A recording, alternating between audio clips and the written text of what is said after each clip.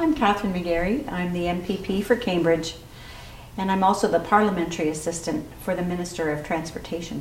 The most commonly used form of distracted driving when folks are talking about it is texting and driving, where the driver's attention is taken off and texting. So not only is their hand off the wheel, but their attention is off the road. But distracted driving means if somebody's turned around to talk to somebody in the car, trying to butter their bagel or do their makeup or get their coffee out of their coffee holder. All those things can add up to a motor vehicle crash. The fines are anywhere from $60 to $500.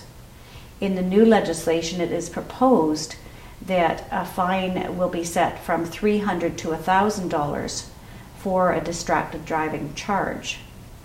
And the other measure that we're going to be putting in place, should this bill pass, is that it will also cost 3 demerit points. I think that tougher measures is going to remind Ontario's driving that driving is a privilege, not a right.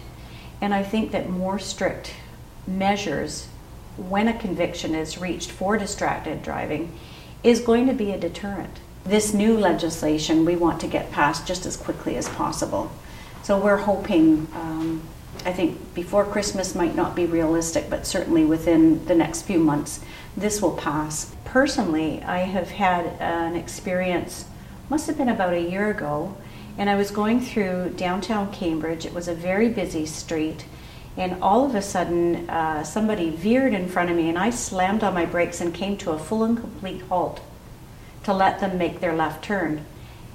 There he was on the phone, and I could see as he was swinging past inches from my bumper, that surprise that, oh, maybe I shouldn't have been on my phone.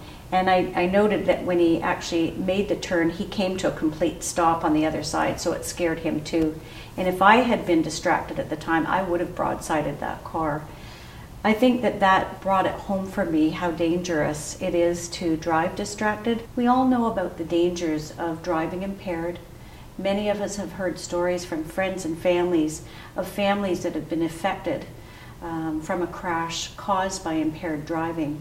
The same is happening now for distracted driving.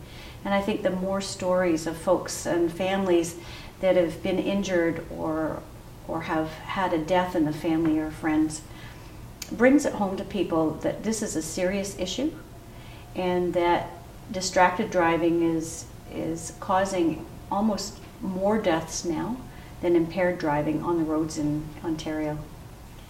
Anytime that there is a tragedy and a sudden death caused by a motor vehicle crash, you can imagine that it takes its toll on the family of the person that was affected.